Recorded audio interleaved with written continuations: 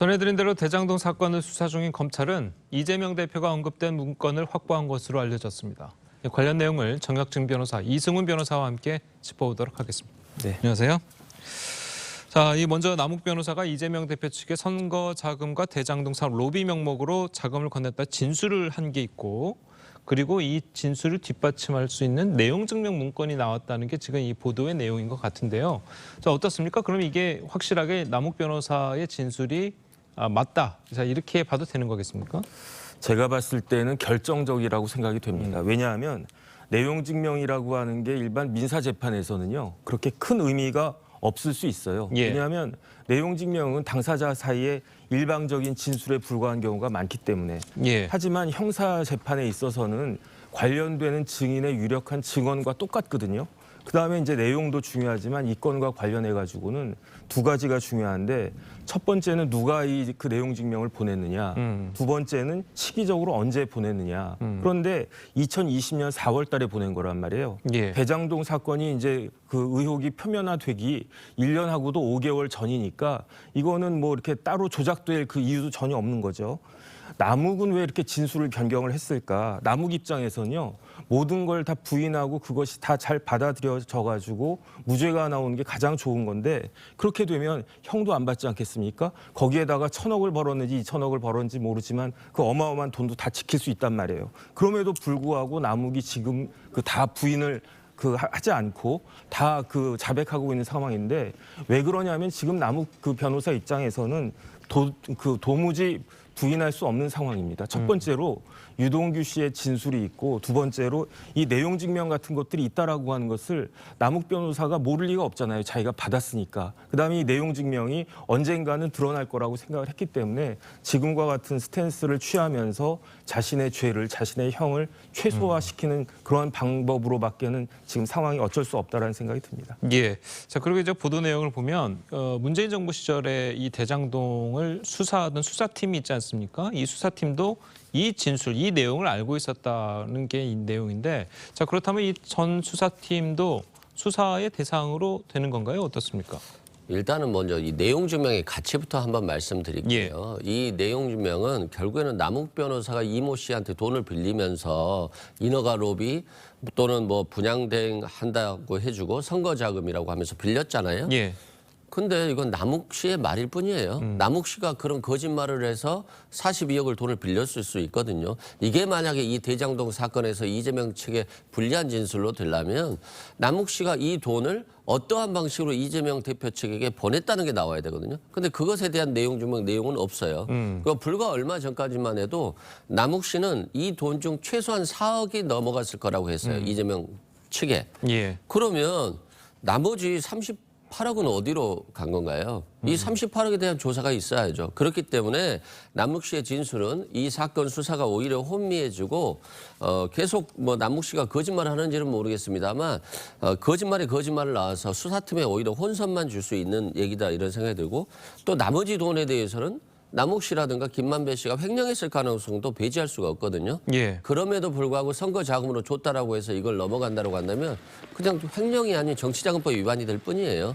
그렇기 때문에 저는 남욱 변호사가 거짓말할 가능성이 높고, 또한 남욱 변호사한테 이 협박을 할 때 그런 거잖아요. 아, 당신이 로비한다고 그래서 42억 빌려갔는데 왜 돈을 안 돌려주냐라고 하면서 이거 까발리겠다라고 하니까 그때서야 자신이 1,000억 받은 것을 이제 들킨 거예요. 그래서 이제 이 100억을 내놓은 거지 않습니까?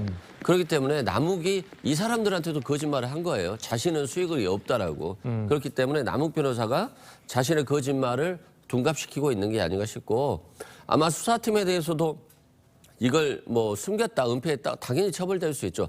저는 이제 검찰들도 잘못된 수사에 대해서는 처벌될 수 있는 그런 틀이 좀 만들어졌으면 좋겠어요. 예. 어쨌든 뭐 남욱 씨가 이 이모 씨한테 돈을 빌리고 거기에 대한 내용 증명이 있다는 건 사실 아니겠습니까? 그건 당연히 사실이고요. 알겠습니다. 네. 자, 어쨌든 뭐 전 정부 대장동 수사팀이 이 내용 증명의 존재를 알았고, 자, 전 정부 수사팀 관계자는 사실무근이다. 자, 이렇게 이야기를 하고 있는데, 자, 이게 또 검찰 내부에서 서로를 이제 조사를 하는 그런 방식으로 또 이어지게 되는 건가요? 어떻습니까? 그럴 수 있죠. 왜냐하면 형법에 직무유기죄가 있거든요. 직무유기죄는 공무원이 정당한 이유가 없이 직무 수행을 거부하거나 직무를 유기하면 형사처벌 받는 건데 예. 이때는 그냥 뭐 나태하거나 소홀히 했거나 이 정도 가지고는 안 되고 직무에 관한 의식적인 방임이나 포기가 있어야 된단 말이에요. 예. 그런데 그 진술은 굉장히 결정적인 진술이었는데 그럼에도 불구하고 수사를 안 했거나 아니면 그 수사를 덮었거나 그러면 직무유기가 가능하다라고 저는 생각이 되는데 근데 문제는 뭐냐면요.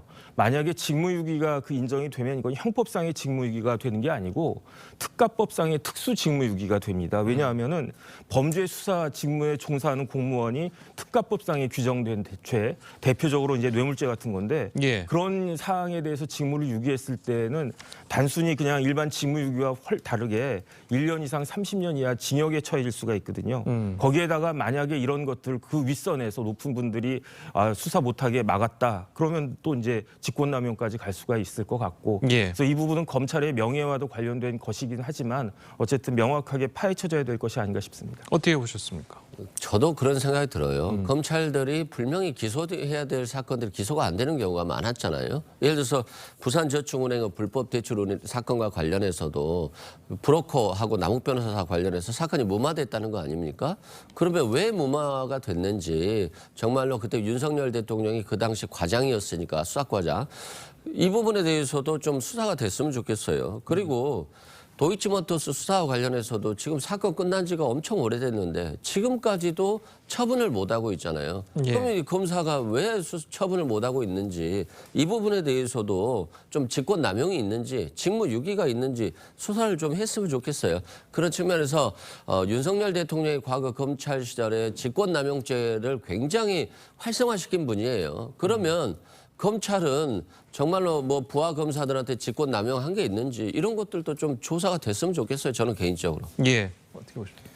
일단 뭐 이제 다 기승전 김건희 도이치모터스 이렇게 나가는데 이제 국민들은 다 알거든요. 귀에 못이 박힐 정도로 만약에 그게 잘못이 됐다라고 하면은 거기에 대해서는 다 그렇게 생각을 할 건데 중요한 것은 개개 사건에 있어서 무슨 일이 나오고 거기에 대해서 말문이 막힐 때마다 민주당 측에서는 도이치모터스 이야기만 하는데 그 이야기는 지금 문제가 되고 있는 사항에 대해서 민주당 측에서 이재명 대표 측에서 반박할 내용이 전혀 없다라고 하는 것의 반증이 아닌가 그런 생각이 들고요. 어쨌든 이 부분에 대해서 명확하게 해명이 필요할 것이라고 생각이 됩니다. 그런 것 같아요. 국민들이 지금 이 이재명 대표에 대한 수사를 편파 수사, 야당 탄압이라고 하잖아요. 그건 뭐냐면 최소한의 형평성이 없는 거예요. 예. 김건희 여사나 그 장모나 윤석열 대통령이나 이런 문제에 대해서는 지금 다 무혐의 처분되고 있어요. 김은혜 홍보수석도 무혐의 처분됐고 그런 측면에서 한쪽만 파고 상대방에 대해서는 제대로 수사 안 하고 그냥 무마되고 불기소되니까 이런 문제가 제기되는 거지